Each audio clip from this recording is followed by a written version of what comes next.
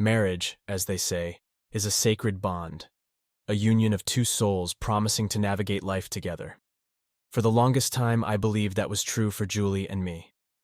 We met in college, back when things were simpler and dreams were abundant. She was the girl who caught everyone's eye, lively, witty, with a smile that could light up a room. I was just an ordinary guy, more comfortable with books and video games than with social gatherings. Somehow we clicked, and before long, our casual dates turned into a serious relationship. We got married right after graduation. Life was a whirlwind of new jobs, a small but cozy apartment, and plans for the future. Julie landed a great job at a marketing firm, and I started working as an IT consultant. We were busy, but we made time for each other, and everything seemed perfect, or so I thought. The first sign of trouble appeared subtly. Julie started coming home late, often blaming work. At first, I didn't think much of it. Her job was demanding, and late nights weren't unusual. But then, there were the unexplained absences on weekends, sudden meetings, and the constant beeping of her phone, which she guarded fiercely. She'd always been a bit secretive, but this felt different, distant, detached. I remember a particular evening vividly. It was a Friday, and I had planned a surprise date night, complete with her favorite takeout and a rented movie. Julie, however, texted that she would be late, again. By the time she walked through the door, it was past 11. She was exhausted, her clothes slightly disheveled, and she had a faint whiff of perfume, one that wasn't hers. She offered a quick peck on the cheek, mumbled something about a client dinner, and headed straight for the shower. That night, as I lay in bed beside her, I couldn't shake the feeling that something was off.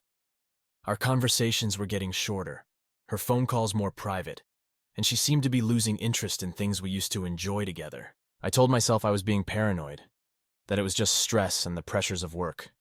Little did I know, this was just the beginning of a nightmare I could never have imagined. The seeds of suspicion had been planted, and they began to grow, gnawing at the edges of my mind. Every missed call, every late night, every awkward silence became fuel for my unease. I tried to shake it off, to remind myself of the Julie I had fallen in love with. But the more I tried, the more the nagging doubts persisted.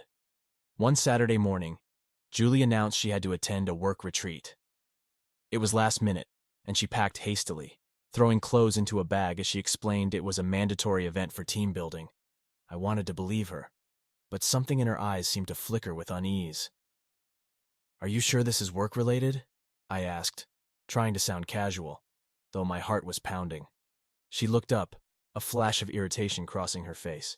"Yes, Mike, it's work. Why would I lie about that? Seriously, you're getting paranoid."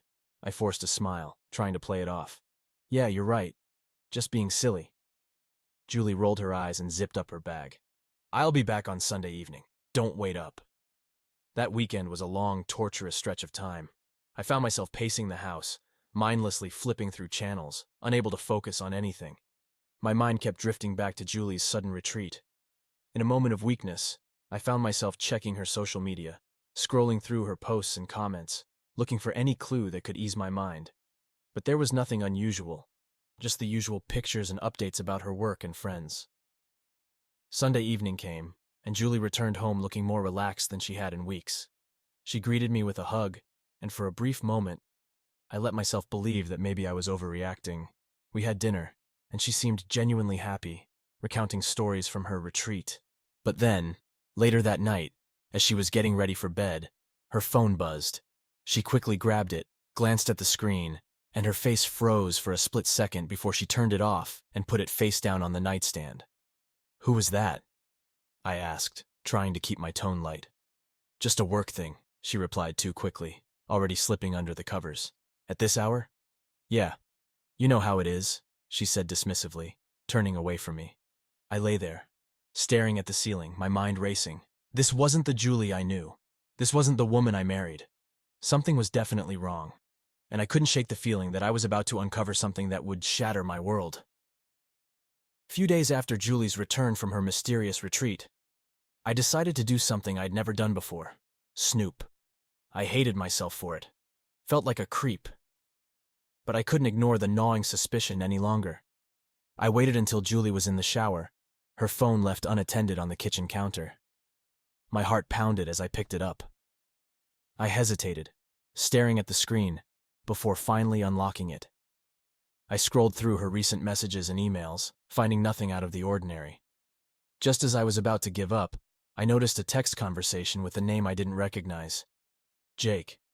Jake. Can't stop thinking about last weekend. When can I see you again? Julie. Soon, I promise. Mike is getting suspicious, so we need to be careful. My breath caught in my throat. My hands started shaking, and I felt like the ground beneath me was crumbling. This was it. The confirmation I didn't want but had feared all along. Julie was cheating on me. I locked her phone and put it back exactly as I found it, my mind racing with questions. Who was Jake? How long had this been going on? And most importantly, why? Julie came out of the shower, wrapped in a towel, her hair dripping. She smiled at me, but I couldn't bring myself to smile back. What's wrong? She asked, concern crossing her face. Nothing, I lied. Just thinking about work. She didn't seem convinced, but didn't press further. As she got dressed, I retreated to our bedroom, needing space to process what I had just discovered. My emotions were a whirlwind. Anger, hurt, betrayal, confusion. I wanted to confront her right then and there, to demand answers. But a part of me needed to gather more information, to understand the full extent of her betrayal before I confronted her. Over the next few days, I became a detective in my own home. I started paying closer attention to Julie's behavior, her comings and goings, her phone calls. I checked her phone whenever I got the chance, finding more incriminating messages from Jake.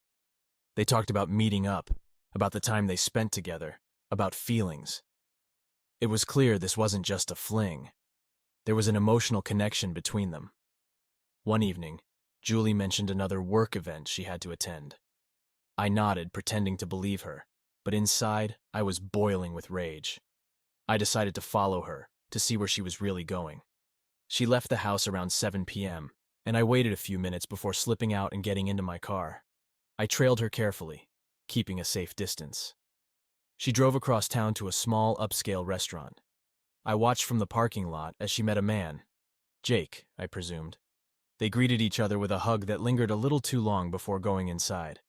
I sat in my car, feeling like I'd been punched in the gut. Seeing them together, watching her laugh and touch another man, was more painful than I could have imagined. The woman I loved, the woman I trusted, was betraying me right before my eyes.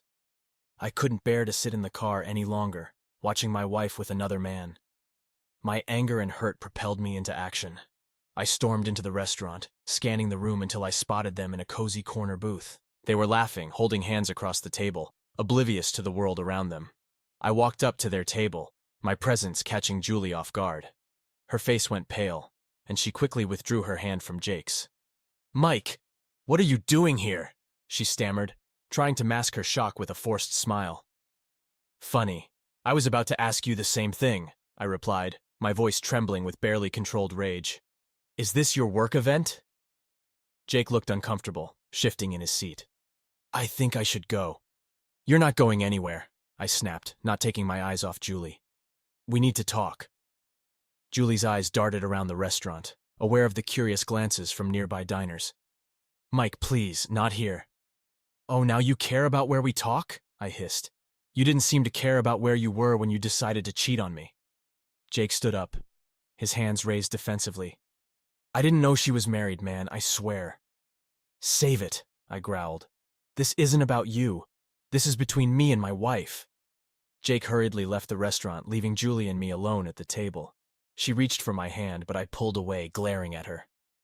"Mike, I can explain," she began, her voice trembling. "Explain?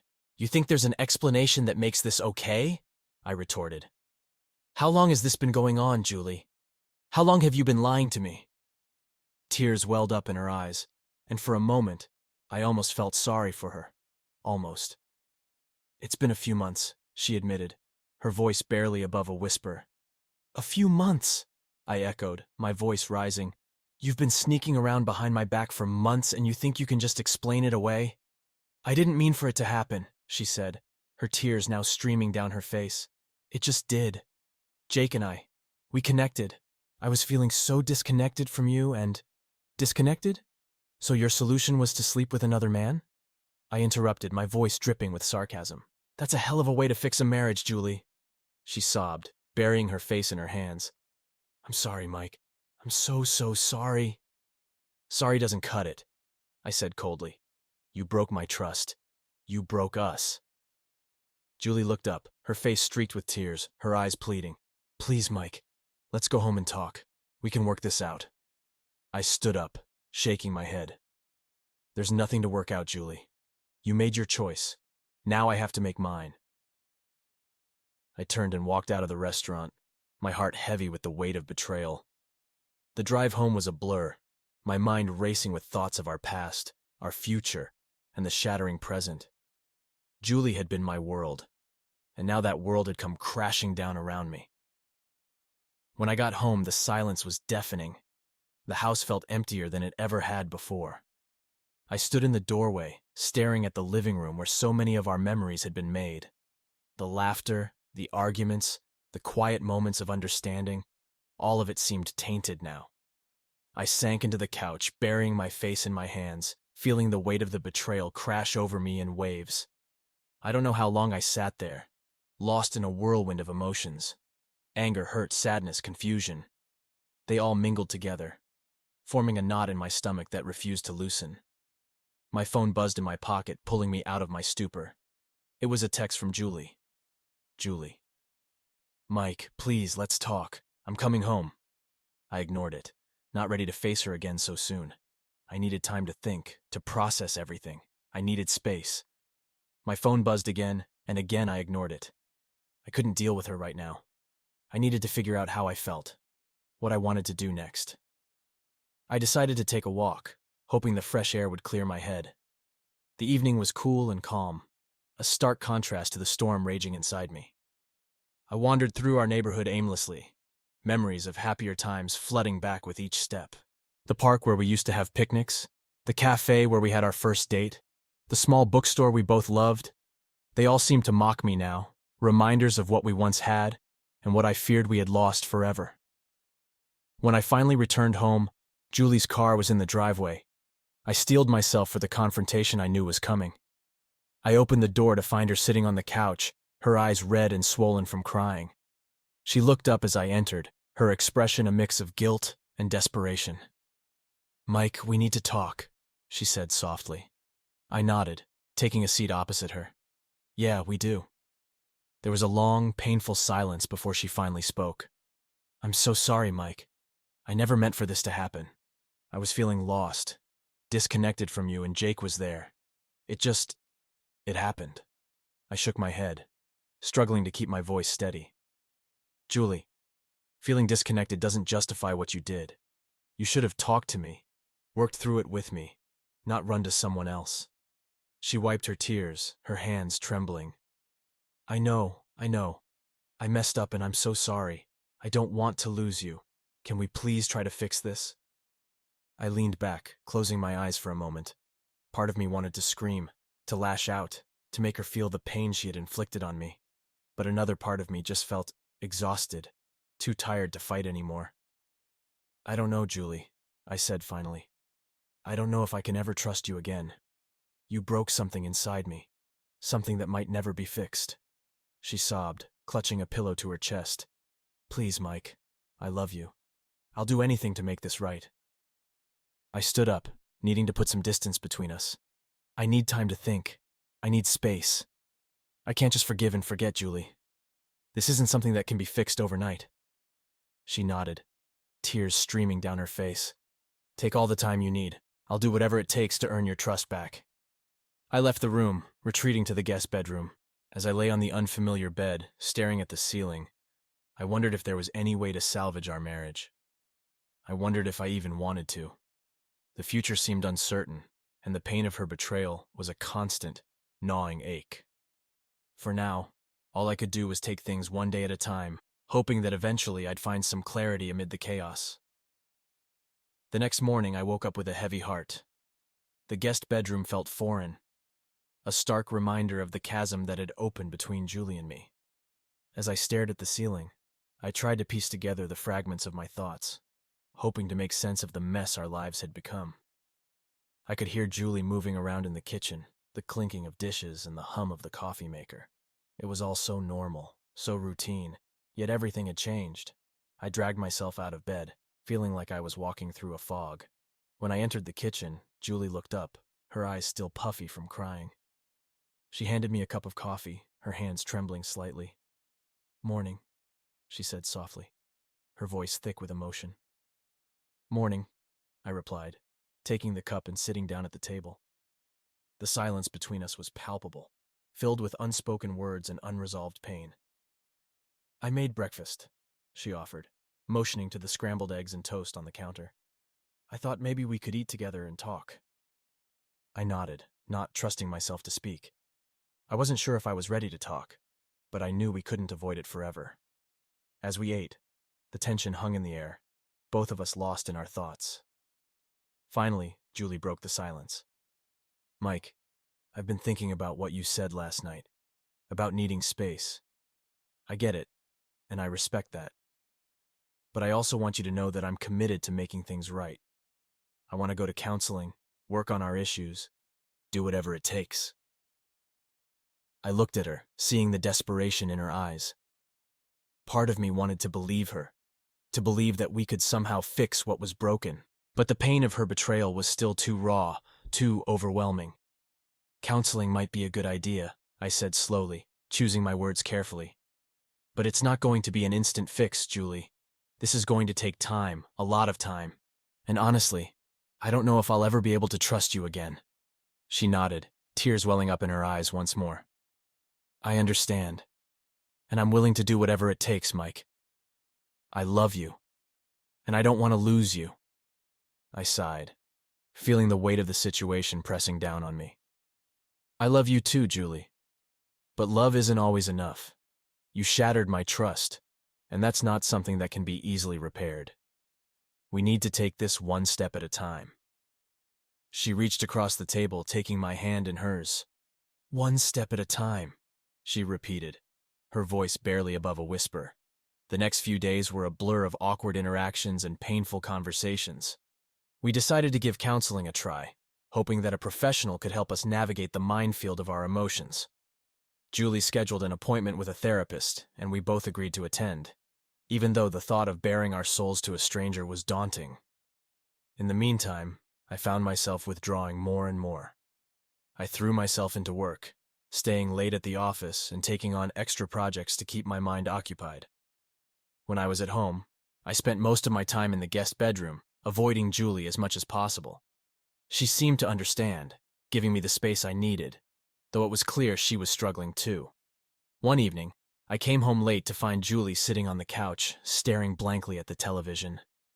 She looked up as I entered, her eyes filled with sadness and longing. "Hey," she said softly. "How was work?" "Long," I replied, shrugging off my coat. "I'm going to take a shower." She nodded, her gaze following me as I walked down the hallway. In the shower, I let the hot water wash over me, hoping it would somehow cleanse me of the turmoil I was feeling. But no amount of water could wash away the pain and betrayal. As the days turned into weeks, the reality of our situation began to sink in. The trust that had once been the foundation of our relationship was gone, replaced by a fragile, tentative connection. We were both trying, but the wounds were still fresh, and the road to healing seemed impossibly long. Despite the uncertainty, we attended our first counseling session. The therapist, Dr. Harris, was a calm, empathetic woman who listened intently as we recounted our story. She didn't judge or offer quick solutions. Instead, she guided us through our emotions, helping us to understand the root causes of our issues. "Infidelity is a symptom of deeper problems in a relationship," Dr. Harris explained during one session. "It's important to address those underlying issues if you want to rebuild trust and move forward." Julie and I both nodded, though the path ahead still seemed daunting. We had a lot of work to do, both individually and as a couple. There were no guarantees, no promises of a happy ending, but for the first time in weeks, I felt a glimmer of hope. Maybe, just maybe, we could find a way to heal. Attending counseling sessions with Julie was like reopening wounds that were still fresh and bleeding. Every session was a stark reminder of the pain and betrayal that had torn our lives apart. but it was also a step toward understanding, toward peeling back the layers of hurt to find the root of our problems. Dr. Harris had a knack for asking the right questions, for making us confront truths we'd rather avoid. She encouraged us to talk about our feelings, our fears, and our hopes, no matter how difficult or uncomfortable it might be. It was in one of these sessions that I finally confronted Julie about the deeper issues that had led to her infidelity. "Julie," Dr. Harris began, her voice calm and soothing, "can you explain what was going through your mind when you decided to engage in the affair with Jake? What were you seeking that you felt you couldn't find in your marriage?" Julie looked down, her fingers nervously twisting a tissue in her lap. I don't know if I can explain it properly," she said softly. "It's not like I woke up one day and decided to cheat. It just happened gradually. I felt disconnected from Mike. We were living together, but it was like we were in different worlds. I was lonely, and Jake, he filled that void." I clenched my fists, struggling to keep my anger in check. "So, it was my fault? I made you cheat?" I spat out, unable to hide the bitterness in my voice. Dr. Harris intervened gently. "Mike, it's important to listen to Julie's perspective without placing blame. This is about understanding, not assigning fault." Julie looked up at me, tears in her eyes. "No, Mike, it wasn't your fault. I should have talked to you, told you how I was feeling. But instead, I ran away from our problems. I was selfish and cowardly. I betrayed you, and I'll regret that for the rest of my life." Her words hung in the air, a painful admission that cut deep. I looked at Dr. Harris, searching for guidance.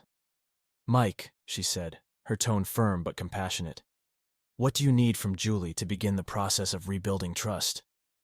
I took a deep breath, trying to sort through the myriad of emotions swirling inside me. "I need honesty," I said finally. "I need to know everything. No more lies, no more secrets, and I need time. This isn't something I can just get over." Julie nodded, wiping her tears. "I understand, and I promise from now on I'll be completely honest with you. I'll do whatever it takes to make this right." As we left Dr. Harris's office that day, I felt a mix of emotions: relief that we were finally addressing our issues, but also a profound sadness at how far we had fallen. The road ahead was still uncertain, and I wasn't sure if we could ever truly heal. But at least we were taking the first steps. The days turned into weeks, and we continued our counseling sessions. We started to communicate more openly, discussing not just the affair, but the deeper issues that had plagued our marriage. It was painful and exhausting, but it was also necessary. One evening after a particularly intense session, Julie and I sat on the couch, a heavy silence between us. She reached for my hand, her touch tentative, as if she was afraid I'd pull away. "Mike," she said softly, "I want you to know that I'm committed to us. I know it's going to be hard, and I know I've hurt you more than I can ever make up for. But I love you, and I want to fight for our marriage, if you'll let me." I looked into her eyes, searching for the sincerity in her words. There was a time when I would have believed her without question, but now, doubt lingered. Yet beneath the doubt, there was a flicker of hope, a small part of me that wanted to believe we could find a way back to each other. "I want to try," I said finally, my voice barely above a whisper. "But it's going to take time, and it's going to be hard. We have to be honest with each other, and we have to face our issues head on." Julie nodded, her eyes brimming with tears. "I'm ready, Mike. Whatever it takes." That night, for the first time in weeks, we shared the same bed. It was awkward and uncomfortable, a stark contrast to the intimacy we once had. But it was a start, a tentative step toward rebuilding the trust that had been shattered. In the following weeks, we made a conscious effort to spend more time together, to reconnect. We went on dates, took long walks, and had deep, meaningful conversations. It wasn't easy, and there were times when the pain of the betrayal would resurface, threatening to pull us back into the darkness. But we persevered, clinging to the hope that we could rebuild what had been broken. One evening, as we sat on the porch watching the sunset, Julie turned to me, her expression serious. "Mike, there's something I need to tell you. Something I should have told you a long time ago." My heart skipped a beat, fear and anxiety flooding my senses. "What is it?" Julie took a deep breath, her eyes filled with remorse. Before Jake, there was someone else. It was a brief fling, nothing serious. But it happened, and I should have told you. The revelation hit me like a punch to the gut. Another betrayal. Another lie. I stood up, my mind reeling. Why didn't you tell me before? I was afraid, she admitted.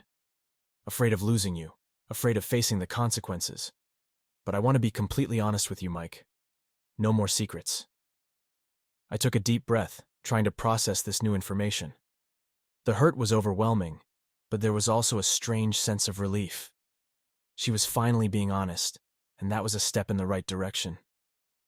Thank you for telling me, I said, my voice shaky. It's going to take time to process this, but I appreciate your honesty. Julie nodded, her eyes filled with tears. I'm so sorry, Mike, for everything. As we stood there, the sun setting in the distance, I realized that healing wasn't a linear process. It was messy and painful, filled with setbacks and small victories. But as long as we were both willing to fight for our marriage, there was hope. We still had a long way to go, but for the first time in a long while, I felt a glimmer of optimism.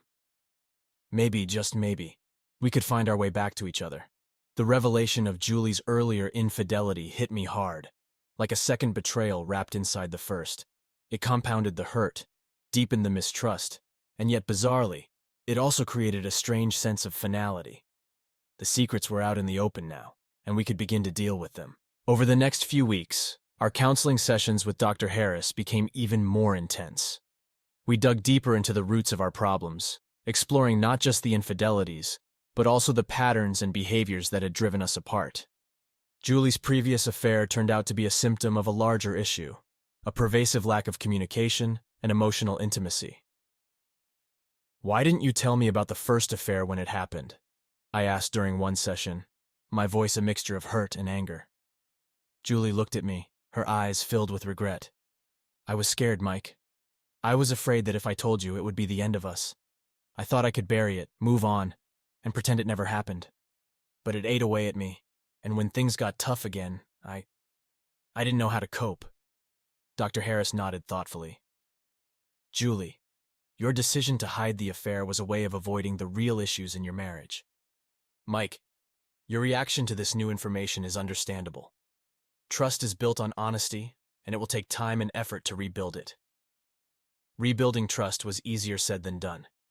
Every time Julie's phone buzzed, every time she was late coming home, a knot of anxiety tightened in my stomach. I hated feeling this way, hated the constant suspicion, but it was an unfortunate reality of our new normal. We tried to implement the strategies Dr. Harris suggested. We made time for each other, scheduling regular date nights and setting aside moments just to talk. We practiced being more open about our feelings, sharing our fears and hopes without judgment.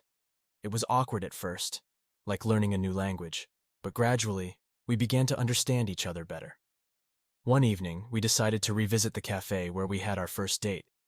It was a small, cozy place with worn wooden tables and the smell of fresh coffee lingering in the air. As we sat down, Julie looked around, a wistful smile on her face. Do you remember that night? She asked, her eyes meeting mine. I was so nervous. I thought you were way out of my league. I laughed, the memory bringing a warmth I hadn't felt in a long time. You? Nervous? I was the one who could barely string a sentence together. You were so confident and beautiful. I felt like the luckiest guy in the world. Julie reached across the table, taking my hand in hers. Mike, I know I've hurt you deeply. I can't change the past, but I want you to know that I'm committed to our future. I want us to find that connection again, to be that couple who can face anything together. I squeezed her hand, feeling a flicker of hope. I want that too, Julie. It's just going to take time. We need to rebuild, piece by piece. As we sipped our coffee and reminisced about the past, I felt a small shift. It was as if we were rediscovering each other, finding the connection that had been buried under layers of pain and mistrust. It wasn't a miracle cure, but it was a start. But not every day was a step forward. There were moments when the past would resurface, dragging us back into the darkness. One night, while sorting through some old photos, I came across a picture of us from a trip to the mountains. We looked so happy, so carefree. I felt a pang of sadness, wondering if we could ever be those people again. Julie came up behind me, peering over my shoulder. "That was a great trip," she said softly. "We were so in love." "We were," I agreed, a lump forming in my throat. "What happened to us, Julie? How did we let things get so bad?" She sat down beside me, her expression thoughtful. "Life happened, I guess. We got busy, stopped communicating, and before we knew it, there was this distance between us. I should have fought harder for us instead of running away." I sighed, feeling the weight of her words. "We both should have, but we can't change the past. All we can do is try to learn from it." Julie nodded, a tear slipping down her cheek. "I'm willing to do whatever it takes, Mike. I love you, and I want to make this work." I pulled her into a hug, feeling her tremble against me. "I love you too, Julie. We've got a long road ahead, but we'll take it one step at a time." In the following weeks, we continued to work on our relationship. We celebrated small victories, like a night without arguing or a moment of genuine laughter, and faced setbacks with as much grace as we could muster. It was a slow, painful process, but it was progress. One of the hardest challenges was learning to trust again. There were times when the doubt and suspicion would rear their ugly heads, threatening to undo all the progress we had made. But each time, we faced it together, talking openly about our fears and working to reassure each other. One night, as we lay in bed, Julie turned to me, her expression serious. "Mike, I know I've said this before, but I want you to know that I'm committed to being completely honest with you. No more secrets, no more lies." I looked at her, seeing the sincerity in her eyes. "I appreciate that, Julie, and I'm committed to being honest with you too. We can't rebuild trust if we're not both all in." She nodded, a small smile playing at her lips. All in, one step at a time. As we drifted off to sleep, I felt a sense of peace that had eluded me for months. We were far from perfect, and the road ahead was still fraught with challenges.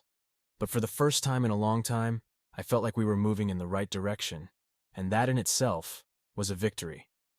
Just as things seemed to be stabilizing between Julie and me, reality decided to throw another wrench into our fragile peace. It was a Saturday afternoon, and we had planned to spend the day together. We were doing what Dr. Harris recommended, rekindling our bond through shared activities. This time, it was a hike in the nearby state park. We packed a picnic and set off, the weather perfect, with a gentle breeze and a clear sky. As we walked, we talked about everything and nothing, trying to recapture the easy camaraderie we once had.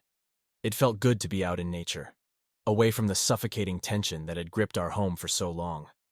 We found a secluded spot by a small stream and laid out our picnic. As we ate, Julie's phone buzzed with a notification. She glanced at it, her face tightening momentarily before she quickly put it away. "Who was that?" I asked, trying to keep my tone neutral. "No one important," she replied, but her voice had a slight edge to it. "Julie, we agreed on honesty," I said, feeling my heart rate increase. "Who was it?" She sighed, pulling out her phone. "It's just a work thing, Mike. I didn't want to ruin our day by talking about it." I took a deep breath, trying to stay calm. "Julie, you need to understand that every time you hide something, it sets us back. I need to know I can trust you." She handed me her phone, showing the message. It was from a coworker about a project deadline. It seemed innocent enough, but the secrecy triggered all my fears and insecurities. "I'm sorry," she said softly. "I didn't mean to hide it. I just wanted us to have a nice day without any stress." I nodded, handing the phone back. "I get that, but we need to be completely open with each other. That's the only way we're going to make this work." She squeezed my hand, her eyes filled with regret. "You're right. I'm sorry." We continued our picnic, but the mood had shifted. The tension was back, lurking beneath the surface. We packed up and headed back home, the silence between us heavy and uncomfortable. That evening, as we sat in the living room, I decided to address the elephant in the room. "Julie, I know you didn't mean any harm today, but we need to talk about how we're going to handle things like this in the future. We can't keep having setbacks like this." She nodded, her expression serious. "I know, Mike. I promise to be more open with you. I want to rebuild your trust, and I know that means being completely transparent." We talked late into the night, hashing out our fears and insecurities. It was exhausting, but it felt necessary. We were laying the groundwork for a more honest and open relationship, even if it was painful. The next few days were a mix of progress and setbacks. We had good moments, like cooking dinner together and watching a movie without any tension. But there were also moments when the past would resurface, causing arguments and tears. One evening, as we were cleaning up after dinner, Julie turned to me, her expression thoughtful. "Mike, I've been thinking, maybe we should go on a trip together, just the two of us. A change of scenery might do us some good." I considered her suggestion. It had been a long time since we'd taken a vacation together, and the idea of getting away from the daily reminders of our struggles was appealing. "That might be a good idea," I said slowly. "Where were you thinking?" She shrugged, a hopeful smile on her face. "Maybe somewhere quiet and relaxing, a cabin in the mountains or a beach house. Just us, no distractions." The more I thought about it, the more it seemed like a good idea. We needed a break, a chance to reconnect without the constant reminders of our problems. "All right," I agreed. "Let's do it. Let's plan a trip." We spent the next few days planning our getaway, settling on a small cabin in the mountains. It was secluded and peaceful, the perfect place to escape and focus on each other. The drive to the cabin was filled with a mix of anticipation and nervousness. We chatted about trivial things, trying to keep the mood light. When we arrived, the cabin was even more beautiful than the pictures. Nestled among towering trees, it felt like a sanctuary, far removed from the chaos of our daily lives. As we settled in, we decided to take a walk around the property. The fresh mountain air was invigorating, and for a moment, I felt a sense of peace. We walked hand in hand, enjoying the tranquility and the beauty of nature. That evening, as we sat by the fireplace, Julie turned to me, her eyes filled with emotion. "Mike, I want this to work. I want us to find our way back to each other. I know it's going to be hard, but I'm committed to us." I looked at her, feeling a surge of emotion. "I want that too, Julie. I know we have a long way to go, but I'm willing to try. I love you." "I love you too," she whispered, leaning in to kiss me. As we kissed, I felt a glimmer of hope. We still had a long road ahead, but for the first time in a long while, I felt like we were on the right path. The setbacks were painful, but they were also a part of the process, and as long as we were willing to fight for each other, there was hope. The mountain retreat was a much-needed escape from the daily grind and the emotional weight we had been carrying. As we settled into the cabin, a sense of tranquility began to envelop us, offering a temporary respite from our troubles. The first morning, I woke up to the smell of fresh coffee. Julie had already been up for a while, and she was sitting on the porch, sipping her coffee and gazing at the sunrise. I joined her, and we sat in companionable silence, enjoying the beauty of the early morning. "Sleep well?" she asked, her voice soft and tentative. "Better than I have in a while," I replied, taking a sip of my coffee. "This place is amazing. I think it was a great idea to come here." Julie smiled, a genuine smile that reached her eyes. "I'm glad you think so. I feel like we needed this, you know? A chance to just be together, without any distractions." We spent the day exploring the area, hiking through the woods, and finding little streams and waterfalls that seemed like they were straight out of a postcard. The physical activity and the beauty of nature helped to clear my mind, allowing me to focus on the present rather than the painful past. That evening, we decided to cook dinner together. It was something we used to enjoy, but had fallen by the wayside in the chaos of recent months. We laughed and joked as we prepared the meal, the easy camaraderie a welcome change from the tension that had been our constant companion. As we sat down to eat, Julie looked at me, her expression serious. "Mike, I know we've talked about this a lot, but I want you to know that I'm fully committed to rebuilding our trust. I know it's going to take time, but I'm willing to do whatever it takes." I reached across the table, taking her hand in mine. "I know, Julie, and I appreciate it. This trip has been good for us. It's reminded me of why we fell in love in the first place, but I also know that we can't just forget what's happened. We have to keep working at it every day." She nodded, tears glistening in her eyes. "I know, and I'm ready for that. I'm ready to fight for us." After dinner, we sat by the fireplace, talking about our hopes and fears, our dreams for the future. It felt like we were finally starting to understand each other again, to rebuild the connection that had been so badly damaged. The next few days were a mix of relaxation and introspection.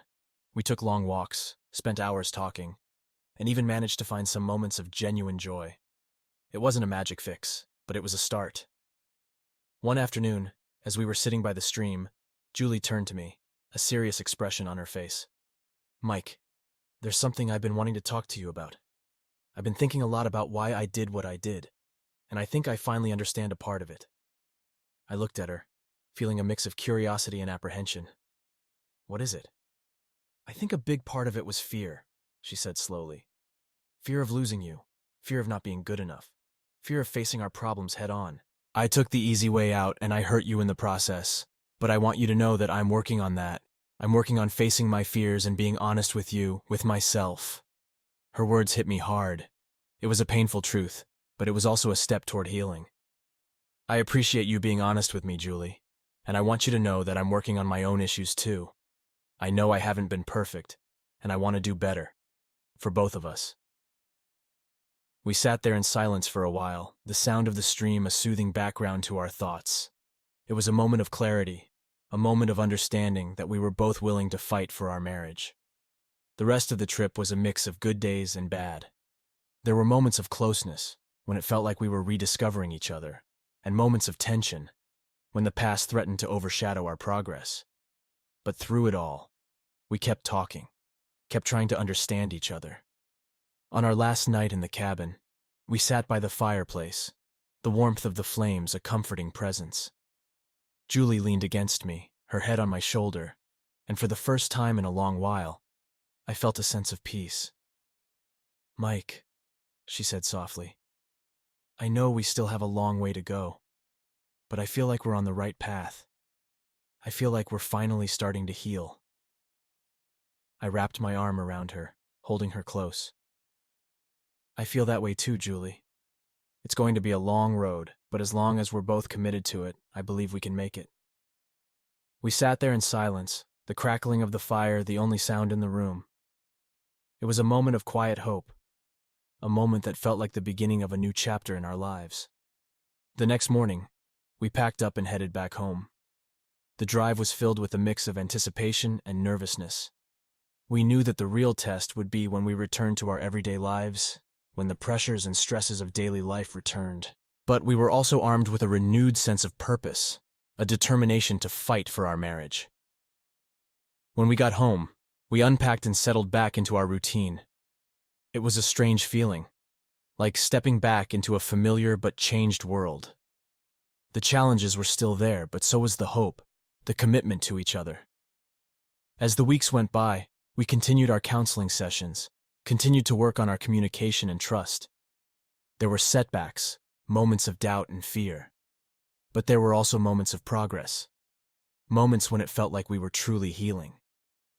One evening, as we were sitting on the porch, watching the sunset, Julie turned to me, a smile on her face. "Mike, I feel like we're finally starting to find our way back to each other.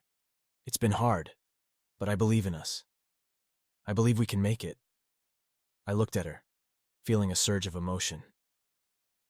"I believe in us too, Julie. It's been a tough journey, but I'm glad we're taking it together." We sat there in silence, the colors of the sunset painting the sky.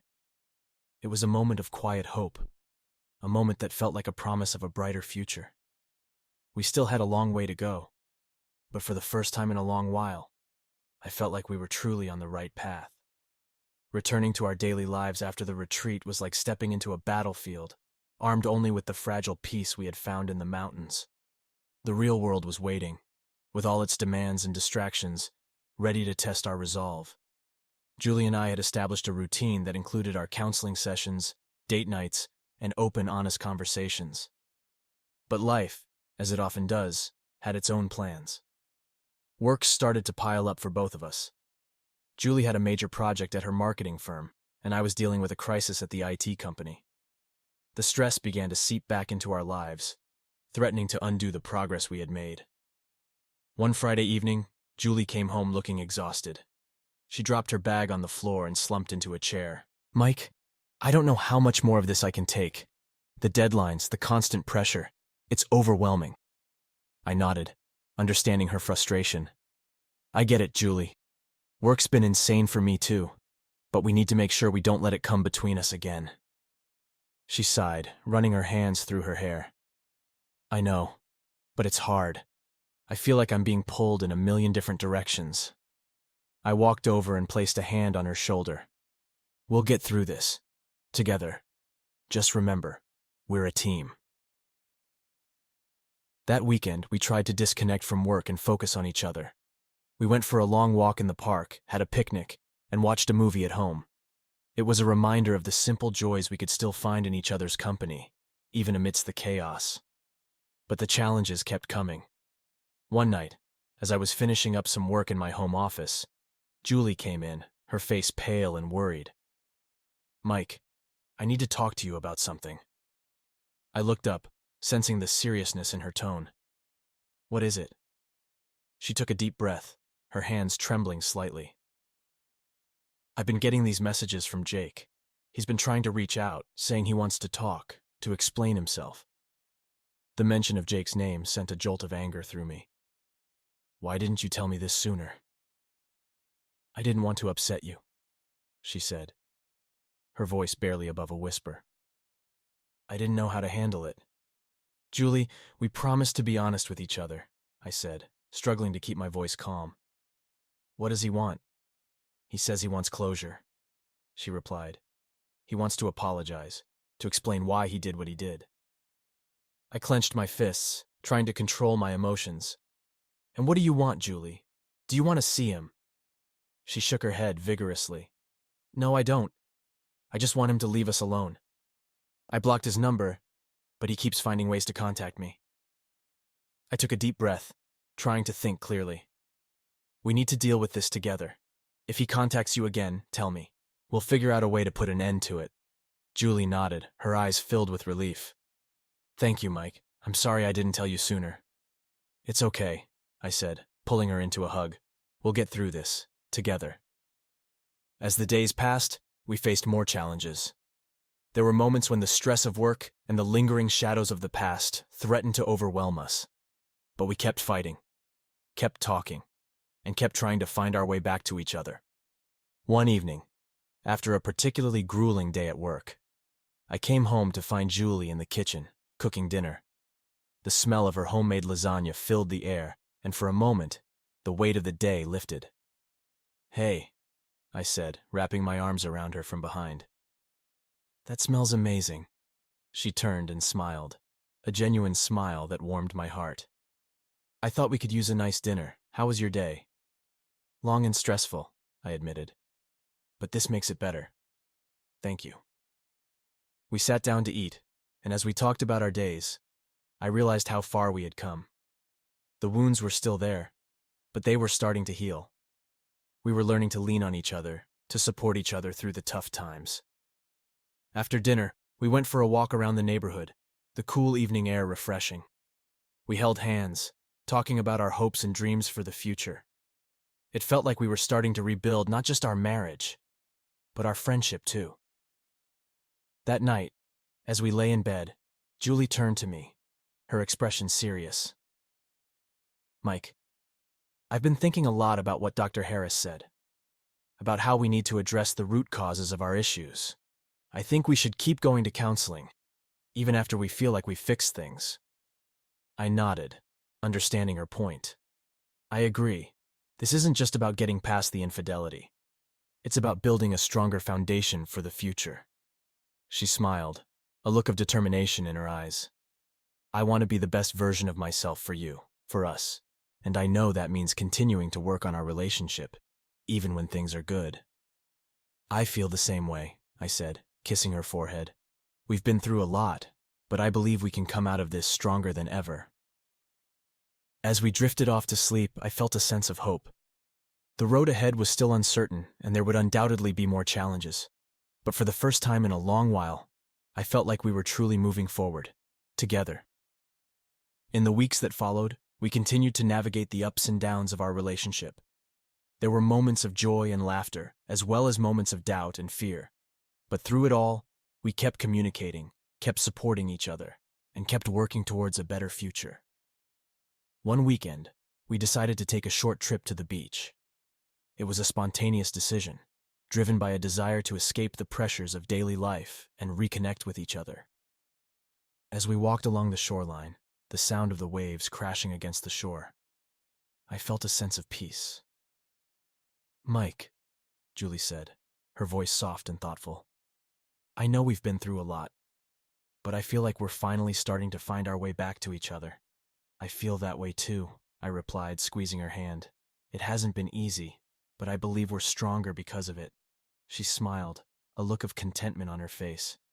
"I love you, Mike, and I'm so grateful for everything we've been through, even the hard times. It's made us who we are." "I love you too, Julie," I said, pulling her into a hug. "And I'm grateful for you, for us, for everything we've built together." As we stood there, holding each other, I felt a renewed sense of hope and optimism. The challenges were still there, but so was the love and commitment that had brought us together in the first place. And as long as we had that, I knew we could face anything the future held. The trip to the beach was a turning point for us. It was a reminder of the strength of our bond, the depth of our love, and the resilience of our relationship. And as we returned home, we carried that sense of hope and determination with us, ready to face whatever challenges lay ahead. In the months that followed, we continued to work on our relationship, both through counseling and through our own efforts. We made time for each other, prioritized our communication, and supported each other through the ups and downs of life. There were still moments of doubt and fear, but they were becoming less frequent.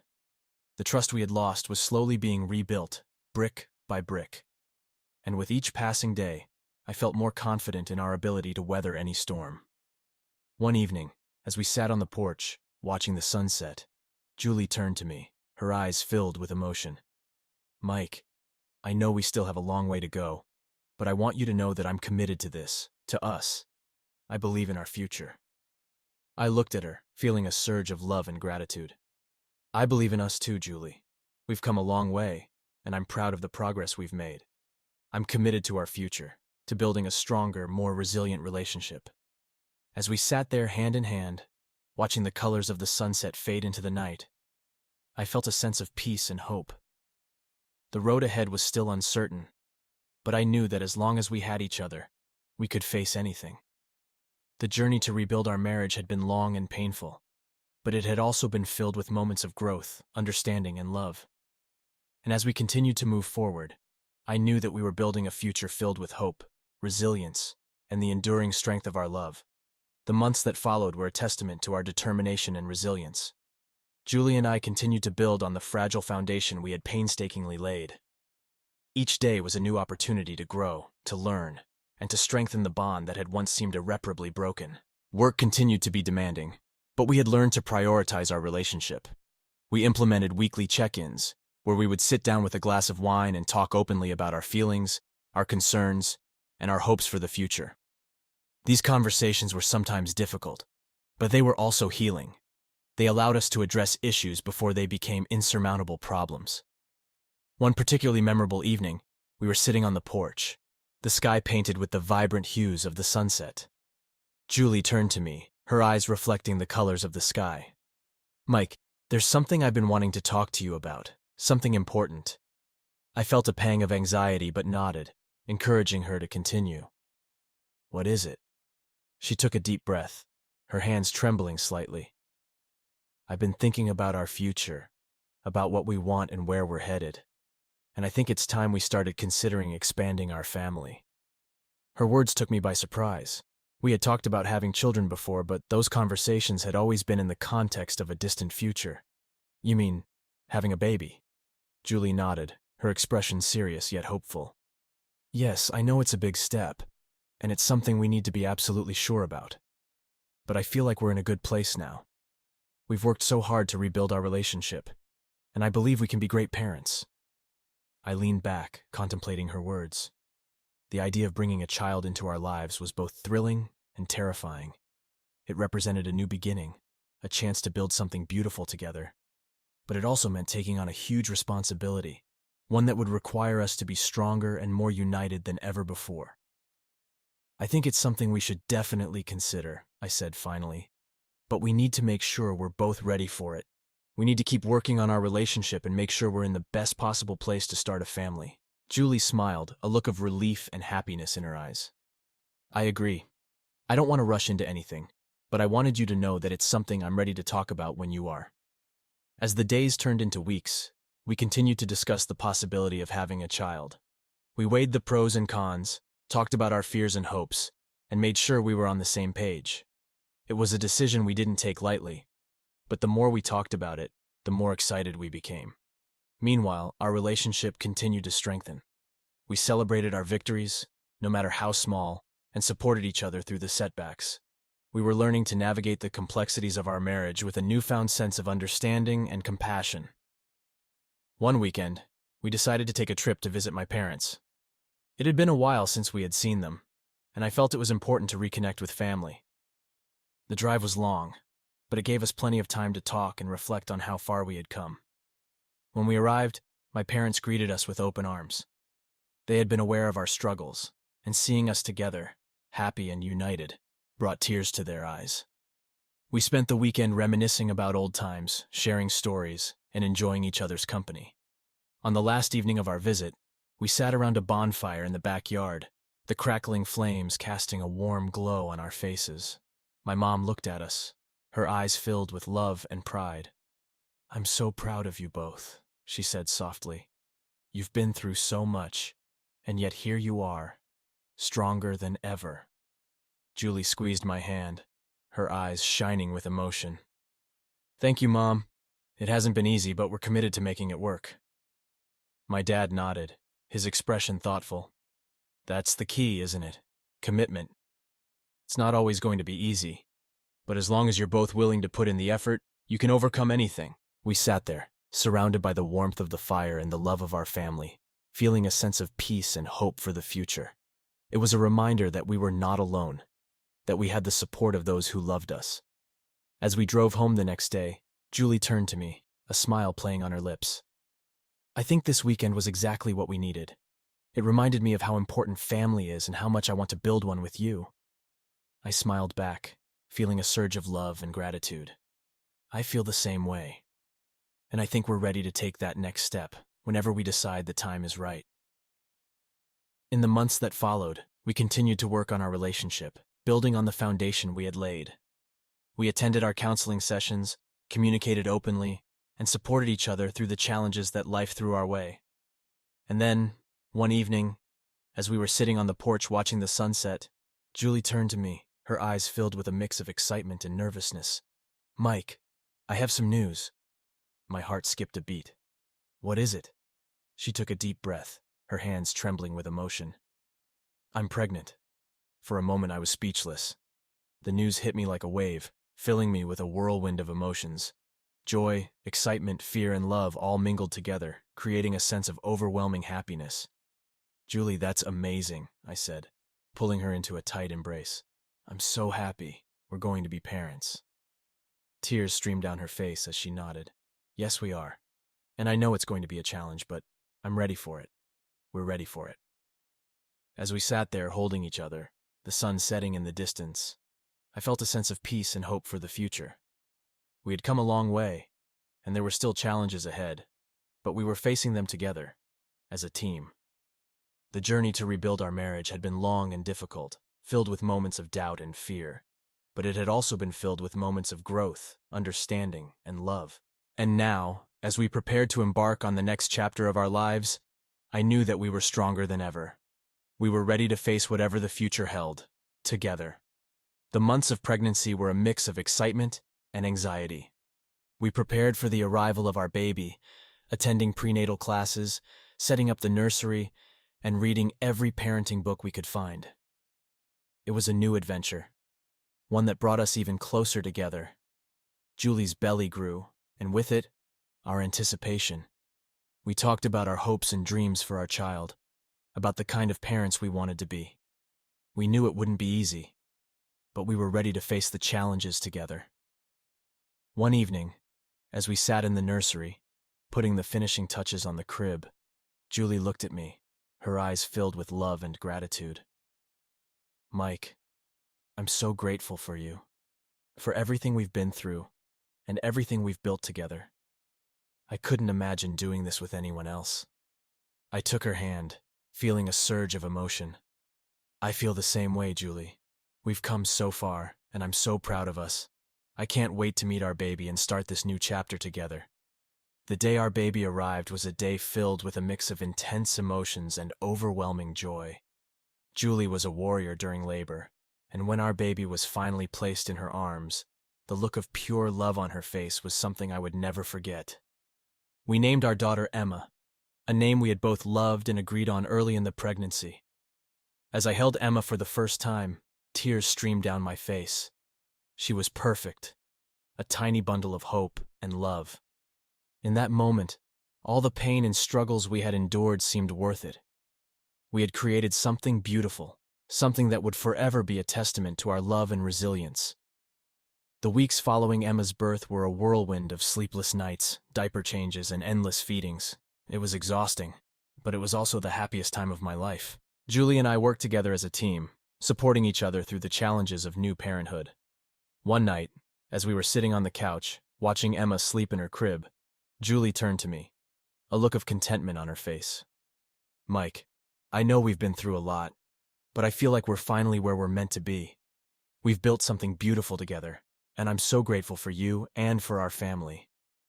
I smiled, feeling a sense of pride and happiness. I'm grateful for you too, Julie. We've come a long way, and I'm so proud of everything we've accomplished. I love you. I love you too, she said softly, leaning in for a kiss. As we sat there, holding each other, watching our daughter sleep, I felt a sense of peace and fulfillment. The journey to rebuild our marriage had been long and difficult, but it had also been filled with moments of growth, understanding, and love. And now, as we faced the future together, I knew that we were stronger than ever.